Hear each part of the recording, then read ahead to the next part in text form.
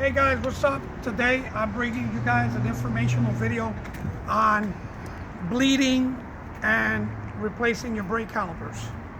A lot of times we know how to do this stuff. Therefore, we jump into it and we do what we got to do to save some money along the way. Today we're going to be looking at a Ford F-150 8-cylinder 5.4 liter engine, 4-wheel drive. So what can I say? If you're pressing your brakes and they're going all the way in, a lot of times we say, oh man, I need to bleed my brakes. I need to fix the issue here. So we go and we buy liquid, .3 liquid to pour into the fluid reservoir. What happens? We go into bleeding them. Now, the proper way to bleed a vehicle is we got to start in the back, the furthest from this here reservoir and from this here master cylinder. So we go the furthest, and the furthest in this case is the rear passenger side. So we start in the rear passenger side, we bleed it, and then through the line, we're going to see a solid current of liquid with no bubbles. Once we get that, we close the bleeding nipple and we go to the driver rear side and we do the same thing. Now I'm going to go into depth in the caliper to show you more or less how that's done and how do we go about it from here. So right now, then we come and we go into the passenger side front and we do the same thing. Release the nipple until we have a solid current of liquid or fluid coming through the line. Well, then we will know that it's properly bled.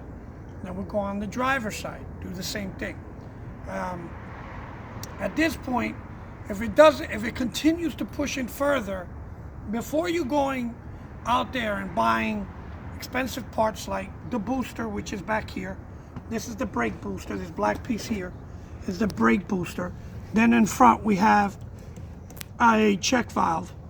This check valve works with the vacuum system that's right here. This vacuum system is constantly sucking air, and the check valve is there so that it could not allow air to come into the booster, only out of the booster. So when you press the brakes, it just pushes straight out of the booster into this vacuum hose. Now, when you push it, here you have a master cylinder, another expensive part. When you buy a master cylinder, you have to literally bench bleed it. Once how do you bench bleed it? You got to take it off of here, put it on a vise. On these two here areas, nipples here, you take these out and they sell a universal bleeding kit. A universal bleeding kit, you connect it onto here and you put the hoses in here. Then you fill the reservoir up and you go from the back. Your master cylinder is clamped on a vise, and then you push the piston that's inside of here with a screwdriver. You push it, you push it, you push it, then it's going to start forcing the fluids that are in here in the reservoir into your master cylinder and back out. So because there's fluid here, and as you're pushing, you're going to start seeing bubbles because this is empty. But once it's full, no more bubbles. You're going to use clear hosing for this, which is the best thing to use, so that you can see if there's a constant current or bubbles within your hose. So once that's done, you close your reservoir, you actually leave the hoses in there, you reinstall your master cylinder onto your booster, and then you replace the lines one at a time to avoid as much air as coming in here as possible. Now, once these are connected, we find that from here is going to go down to our calipers. Come over on this side. These are the brake lines that are coming into our calipers. At this point, what's happening is everything is coming into our caliper. But I said before you go buying these expensive parts, you first have to look at your calipers. When these were placed inside of this vehicle, they didn't realize that these caliper nipples were placed on the bottom end, therefore causing the bleeding process not to work correctly. What do I mean by that? We're about to go and figure this out. Let's go. This is the best way I can figure to explain this to you guys, and it's very simple. It's an error that you go on YouTube and you really don't find the information that you need. But look, let's say this is right here.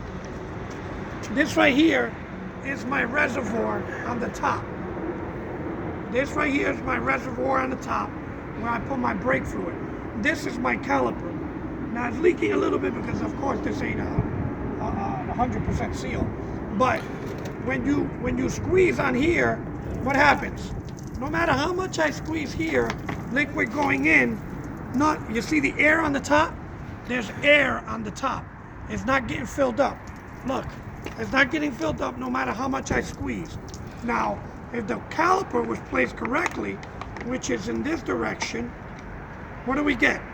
You start squeezing liquid in, you start squeezing liquid in, you start squeezing liquid in, and what are you getting here? This would be your nipple here, this little hole. What are you getting? Air is pushing out and liquid is going in. So what do we have? We have a properly bled system, because now we don't have air, we only have liquid coming out. There you go, guys. That is the proper way of installing a caliper, and this is exactly why your brakes keep pushing in. Before you go buying those expensive parts, make sure that your calipers, the driver's side is on the driver's side and the passenger side is on the passenger side. A lot of people jump into mounting these things without understanding what they're doing, or because they removed the ones they had there because they had the issue and they put them exactly the same way that they saw it. Now they continue having the issue. They think they're gonna go crazy with it. They go take it to a mechanic. A mechanic figures it out. And guess what? Cha-ching! You just bought a booster. Cha-ching! You bought master cylinder. Cha-ching! See, we did that. You bought all these crazy kits. Cha-ching! And the problem was a caliper upside down. Listen, I'm not telling you this because I'm the brightest guy. I'm not a mechanic, for crying out loud. But it was an issue that we ran into, and thank God, through trial and error, we came to the solution. And right now I'm gonna pause this video. Oh no, wait a minute. Now before I pause it, check this out. The tools that you're gonna need to take care of this business is a ratchet with an extension, 3/8.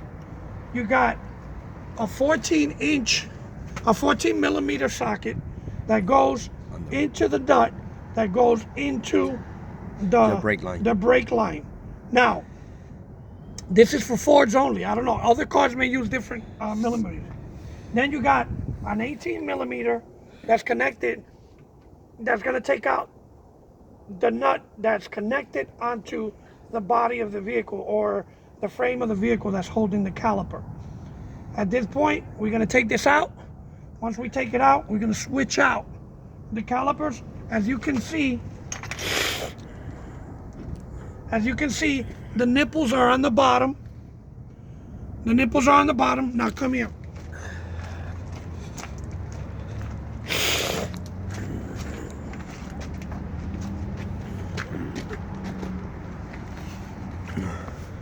And when I press the brake, it goes all the way in.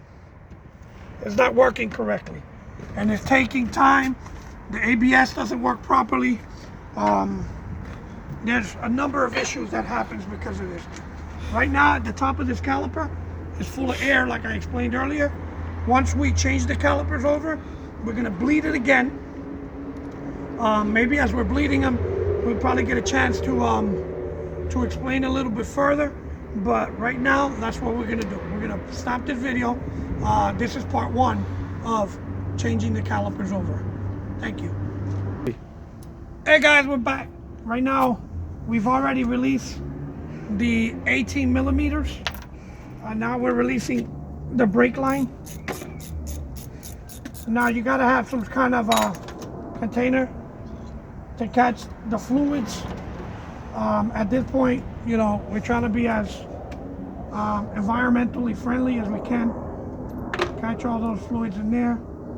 This caliper is ready to get pulled out. I'm not glove friendly, that's why I'm not wearing any.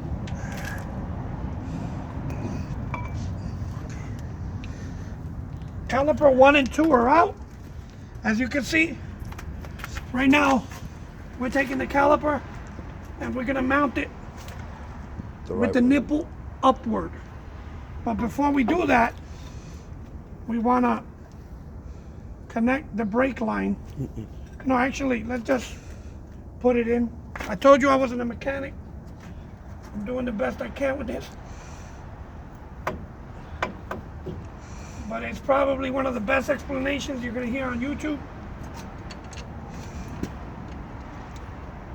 Put the nuts back in so it could hold.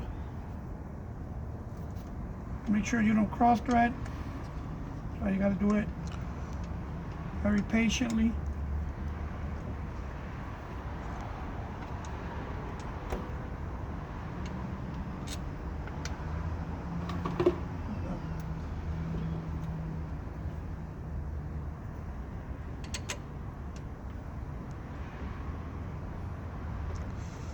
Wilson, yo voy a hacer algo. Okay? We're in place. Now, make sure that these copper fittings are made so that the metal on metal won't cause leakage. Make sure you put them in. También me debajo del cajón.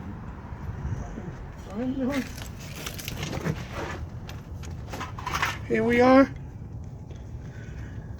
And that's pretty much it. Right now we're gonna connect Tenía dos washers, ¿verdad? yeah, it's got one in the front and one in the back. We're gonna put the nuts in, the bolts, should I say.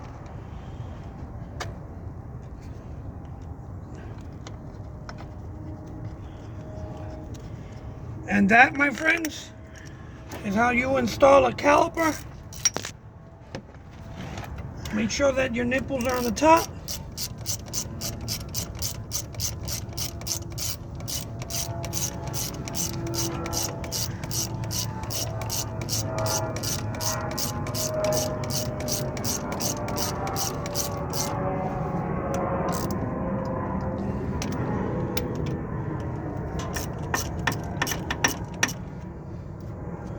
Right? Uncomfortable.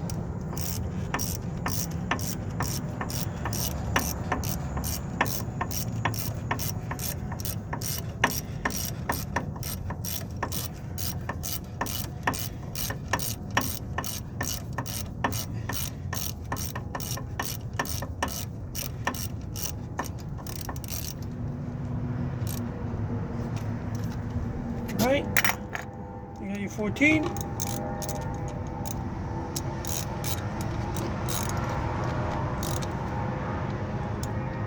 Don't overkill it. And that is how you install a caliper. Nipple up with the Brake line. with the brake line coming in, goes on the bottom. Like I said, you pouring in the fluid, it's filling up, pours out, clear, straight line, you're good. If the nipple's on the bottom, you're pouring it in and it's coming right back out like I showed in the demonstration. I'm gonna go put the other one on. I'll be back with you in a minute. Okay, we already replaced, switched out the calipers. Now we got this is a bleeding kit for your brakes. You use brake fluid. No enseñe el nombre. You use brake fluid and you fill it to a little line that's in there. Then, as you see, the hose fits right in there. So once we start bleeding it, we close this. Got a 10mm socket right on the hose. You put this hose inside the nipple. Let's go over there. Da un segundo. you take the hose, then you put it right over the nipple. It's gonna be a little tight, but that's a good thing. Now you swivel your socket right onto the nipple. So at this point, we got you get yourself a vice grip, a plier, and you're gonna put it right over that socket. It's starting to rain.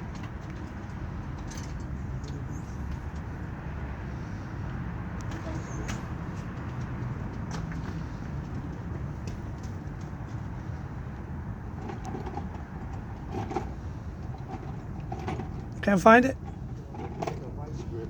Let me one more time.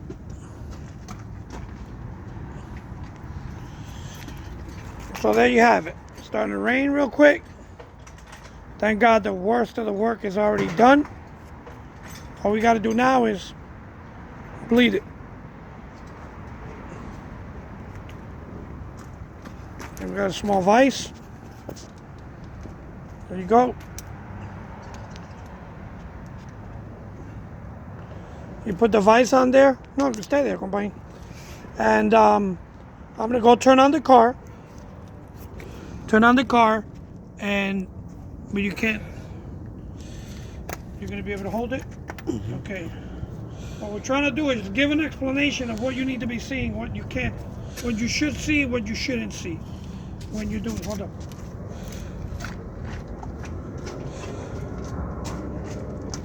This is amateur video. Very amateur video. So we put our reservoir here, and I'm gonna turn on the car, and we're gonna start bleeding. Here we go, guys. Here we go. So one. Se cayó, se cayó. Se cayó el reservoir. Yeah, that's okay. I got it. Here we go.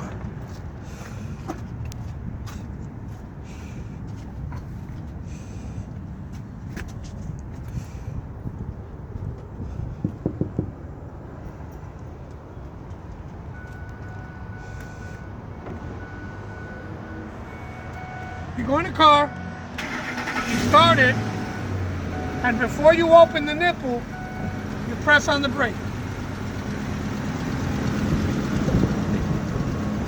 Now you go open the nipple, and you're gonna start looking for the current. Air bubbles. Yeah, you're gonna look for the current, you're gonna look for air bubbles. So here we go.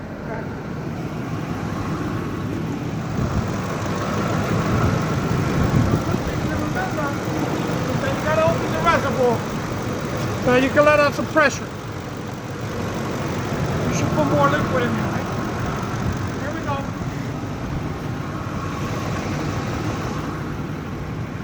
Ready? I'm ready. Pressed. The pedals sunk all the way in.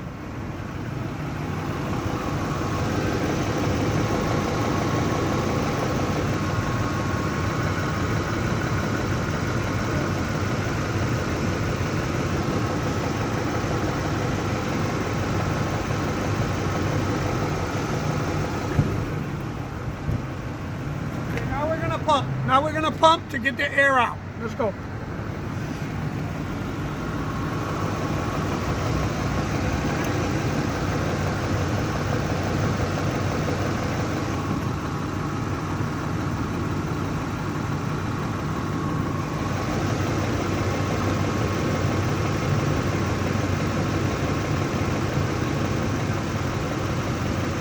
Pump it, Will.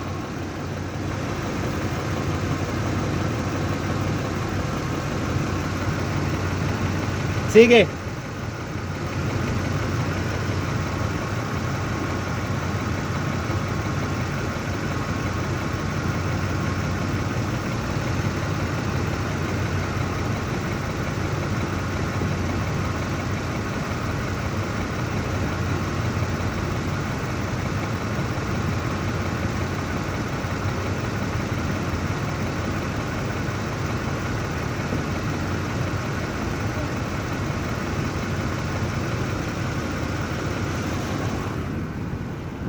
Casi nada. No tiene aire. Casi nada. Ya se llenó. Tenía como 2 bubbles. All right, so lock it. So locked it already? All right. Now we're going to do the same thing on the other side. I'll be back with you guys. All right, here we go. We're about to take it for a test drive. It's pretty simple job. Just that when you're as perfectionist or as what I like to say anal about what you do, it'll take you longer. But here we go. We're gonna test it. I'll get back to you after the test drive. Bye. So here we are. Oh, easy. There you go. We got brakes. We got brakes. So guys, this has been an instructional video about how do you repair a spongy brake system. Hopefully that's all your problem is, that your calipers have been placed incorrectly, your passenger on your driver's side, your driver on your passenger side. With the previous demonstration I gave you earlier in this video, it should have helped a lot. So, my name is Wilson Rios. That's my brother Juan. Actually, the owner of the F-150 that we had the problem with. And we finally got it fixed. Thank you very much and have a good day. Bye.